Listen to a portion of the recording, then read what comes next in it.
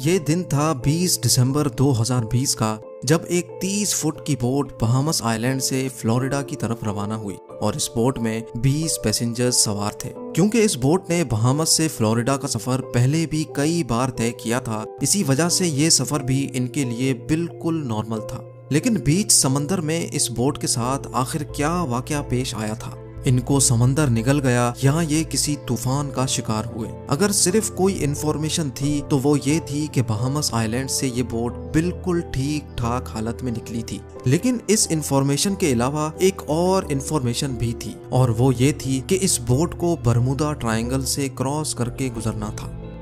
जब American coast guards को इस बात का इल्म हुआ तो एक सर्च ऑपरेशन कंडक्ट किया गया, जो समंदर के उस हिस्से में पूरे 4 दिन और 4 रातों तक चलता रहा। लेकिन मजाल है कि उस बोट का एक भी हिस्सा मिला हो। SEM TV के वीडियोस में एक बार फिर से खुशामदीद। नाजरीन, हम सब ने बरमूदा ट्रायंगल की कई स्टोरीज सुन रखी हैं। बरमूदा ट्रायंगल समंदर का एक बहुत बड़ा हिस्सा है जो असल में अटलांटिक ओशन में पाया जाता है। ये ट्रायंगल फ्लोरिडा से बरमूदा आइलैंड और फिर पोर्टो रिको से होकर वापस फ्लोरिडा पर खत्म होता है। इस बनने वाले ट्रायंगल का एरिया 8 लाख स्क्वायर किलोमीटर के बराबर है। यानी ये ट्रायंगल पाकिस्तान और टर्की से भी ज्यादा बड़ा है, जिसको कभी बरमूदा ट्रायंगल तो कभी डेविल्स ट्रायंगल भी कहा जाता है। ये ट्रायंगल अपने मिस्टीरियस फिनोमेना की वजह से पूरी दुनिया में बदनाम है, जहां से गुजरते वक्त शिप्स और एयरप्लेन्स का कांटेक्ट अपनी बेस स्टेशन से अचानक टूट जाता है और वो हमेशा हमेशा के लिए गायब हो जाते हैं। अभी तक शिप्स और एयरप्लेन्स की एक बहुत बड़ी तादाद इस ट्रायंगल में गुम हो चुकी है। आज तक इनमें से सिर्फ चंद शिप्स और एयरप्लेन्स का मलबा रिसर्चर्स को समंदर के बॉटम से मिला है, लेकिन वो भी उस जगह से नहीं जहां वो आखिरी बार रेडार पे शो हुए थे। जबकि दूसरों का तो ना मलबा मिला और ना ही इनके अंदर मौजूद लोगों का आज तक किसी को पता चल सका है। समंदर के इस हिस्से में ताकतवर वोर्टेक्स पाया जाता है या फिर यहाँ सी मॉन्स्टर्स और एलियंस का बसेरा है। आखिर बरमूदा ट्रायंगल में कुछ तो एबनॉर्मल जरूर है, जिसकी वजह से ना तो ये बड़ी से बड़ी कार्गो शिप्स को छोड़ता है और ना ही किसी जहाज को। यहाँ पेश आने वाली एबनॉर्मल एक्टिविटीज का एक्चुअल रीजन साइंसदानों को आखिरकार मिल चुका है। ये मामला शुरू हुआ था 1945 में, जब US नेवी के 5 टॉर्पीडो बॉम्बर एयरक्राफ्ट्स एक मिशन पर निकले थे। उन 5 एयरक्राफ्ट्स में बैठे 14 लोगों के लिए ये बिल्कुल रूटीन प्रैक्टिस थी। लेकिन बरमूदा ट्रायंगल के एरिया में आते ही US नेवी के रडार से वो 5 बॉम्बर तैयारे अचानक गायब हो गए, और वो भी एक साथ। क्योंकि उस वक्त वर्ल्ड वॉर 2 को खत्म हुए सिर्फ चंद महीने ही गुजरे थे, इसी वजह से US नेवी का शक था कि शायद किसी दुश्मन ने उनके जहाजों को गिरा दिया है। उनकी तलाश में एक और नेवी एयरक्राफ्ट भेजा गया, लेकिन हैरत अंगेज तौर पे वो भी बरमूदा ट्रायंगल के एरिया में आते ही रडार से गायब हो गया। और इस तरह ना ही कभी उन 5 बॉम्बर एयरक्राफ्ट्स का और ना ही उस रेस्क्यू जहाज का कभी पता चल सका। यही वो वाकया था जिसके बाद दुनिया भर में बरमूदा ट्रायंगल को खौफ की निगाहों से देखा जाने लगा। लेकिन इस वाकये से तकरीबन 10 साल पहले कुछ ऐसा ही सीन एक और जहाज के साथ हुआ था, लेकिन खुशकिस्मती से वो अपनी जान बचाने में कामयाब हो गए थे।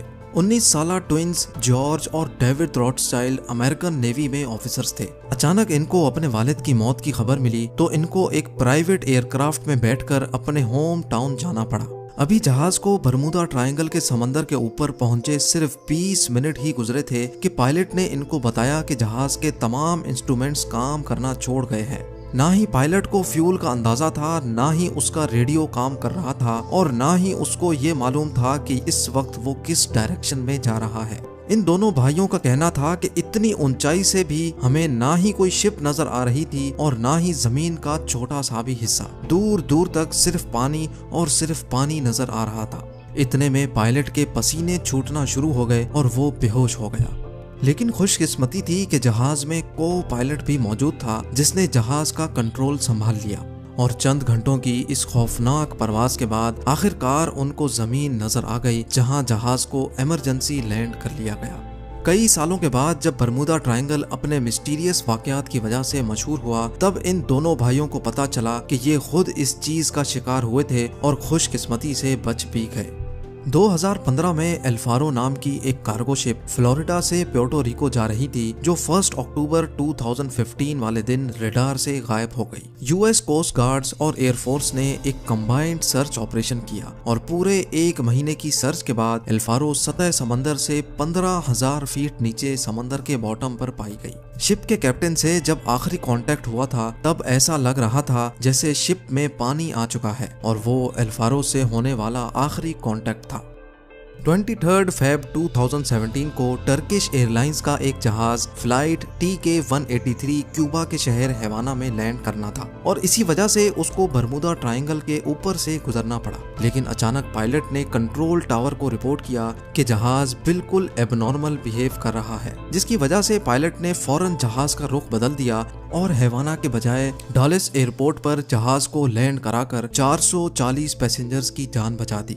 इस तरह के और कई इंसिडेंट्स बरमुदा ट्रायंगल की हदूद में पेश आ चुके हैं। कई तो इंसिडेंट्स रिपोर्ट हुए जिनकी लिस्ट विकिपीडिया पर मौजूद है, लेकिन चंद इंसिडेंट्स तो ऐसे भी थे जो आज तक कभी रिपोर्ट नहीं हुए। 1967 में क्रिसमस वाले दिन एक अमेरिकन बिजनेसमैन जिसका नाम बुर्राक था अपनी लग्जरी यॉट में मियामी बीच की सैर को निकला। लेकिन थोड़ी ही देर बाद बीच गार्ड्स को बुर्राक की कॉल आई और उसने बताया कि उसकी यॉट की किसी ठोस चीज से टक्कर हुई है। जब गार्ड्स वहां पहुंचे तो ना ही उनको कोई यॉट मिली और ना ही बुर्राक का कोई नामो निशान था। वला आलम समंदर में कौन सी चीज से उसकी टक्कर हुई थी, ये राज बुर्राक के साथ ही हमेशा के लिए दफन हो गया। बरमुदा ट्रायंगल की रोंगटे खड़े करने वाली मिस्ट्रीज हर नए वाक़े के बाद एक बार फिर से लोगों के जहनों में ताज़ा हो जाती हैं और हर बार की तरह इस मिस्ट्री का जवाब तलाश करने के लिए साइंसदानों की खोज एक बार फिर से शुरू हो जाती है। लेकिन इस बार साइंसदानों ने कुछ ऐसे ठोस सबूत तलाश किए हैं जिससे जाहिर होता है कि शायद वाकई ये मिस्ट्री अब सॉल्व हो चुकी है। यूनिवर्सिटी ऑफ कोलोराडो से ताल्लुक रखने वाली एक अमेरिकन साइंटिस्ट की टीम ने सैटेलाइट से बरमुदा ट्रायंगल की कड़ी जांच की, जिसमें उनको कुछ ऐसा देखने को मिला जो शायद आज से पहले किसी ने भी नहीं देखा था। उन्होंने नोटिस किया कि बरमुदा ट्रायंगल के ऊपर कुछ ऐसे क्लाउड्स बन रहे हैं जो ना ही स्क्वायर हैं और ना ही सर्कल, बल्कि ये क्लाउड्स हेक्सागोन की शक्ल जैसे हैं और इनका साइज 88 किलोमीटर जितना बड़ा होता है। एक्सपर्ट टीम का मानना है कि शायद ये क्लाउड्स कोई आम क्लाउड्स नहीं बल्कि ये एयर बॉम्ब क्लाउड्स हैं। यानी जब ये अजीब किस्म के बादल बनते हैं तो इनके नीचे बहुत ही तेज हवा के झोंके चलते हैं जिनकी स्पीड 250 किलोमीटर पर आवर तक पहुंच सकती है। हवा के इन झोंकों की स्पीड इतनी तेज होती है कि ना ही इनमें कोई हवाई जहाज आसानी से उड़ सकता है और इनकी वजह से पानी में जो लहरें बनती हैं ना ही उनमें कोई बड़ी से बड़ी शिप तैर सकती है। साइंसदानों का कहना है कि शायद बरमुदा ट्रायंगल में होने वाले हादसात की ये भी एक वजह मानी जा सकती है। उम्मीद है जेम टीवी का ये एपिसोड भी आप लोग भरपूर लाइक और शेयर करेंगे। आप लोगों के प्यार भरे कमेंट्स का बेहद शुक्रिया। मिलते हैं अगली शानदार वीडियो में।